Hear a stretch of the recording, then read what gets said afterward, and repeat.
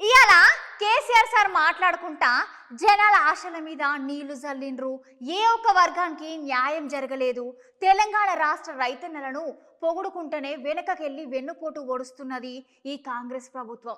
గట్లనే గతంలో ఉన్న బీఆర్ఎస్ ప్రభుత్వం అన్ని వర్గాల ప్రజలకు, రైతులకు, నిరుద్యోగులకు పూలబాటేసింది అని అంటున్నాడు.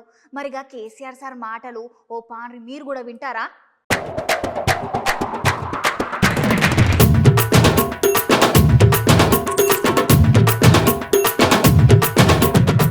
ప్రజల ఆశల మీద నీళ్లు తల్లేదిగా ఉంది.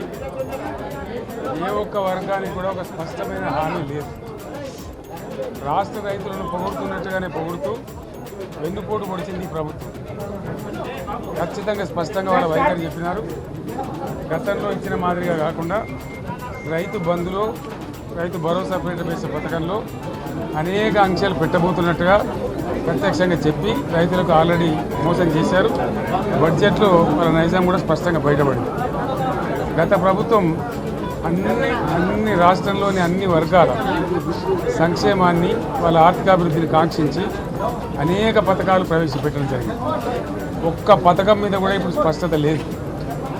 ఫర్ ఎగ్జాంపుల్, యాదవుల కోసం ఉన్నటువంటి వాళ్ళ అభివృద్ధి కోసం పెట్టినటువంటి గొర్రెల పెంపకం పథకాన్ని టోటల్గా మూసివేసినట్టుగా మనకు అర్థమవుతా ఉంది. ఇప్పటికే యాదవ సోదరులు చెల్లించిన డిపాజిట్లు కూడా తిరిగి వాపసు తీసుకున్న ఈ ప్రభుత్వం ఎక్కడ కూడా లేదు. అత్యంత అడుగు వర్గాలు అని డబ్బా కొట్టినట్టు కొడుతూనే వాళ్ళ గొంతు కోసింది ప్రభుత్వం. దళిత వర్గాల కోసం గతంలో ప్రవేశపెట్టిన విప్లవాత్మకమైనటువంటి దళిత బంధు పథకాన్ని ప్రస్తావన కూడా లేదు. ఇది చాలా దురదృష్టకరం. దళిత సమాజం పట్ల వీళ్ళకు ఉన్నటువంటి నిర్లక్ష్యానికి, వాళ్ళ ఫ్యూడల్ విధానానికి ఇంతకన్నా గొప్ప నిదర్శనం ఇంకోటి అవసరం లేదు. అదేవిధంగా మత్స్యకారులకు ఆ భరోసా లేదు. ఎవరికి కూడా చెప్పుకోదగ్గ భరోసా లేదు.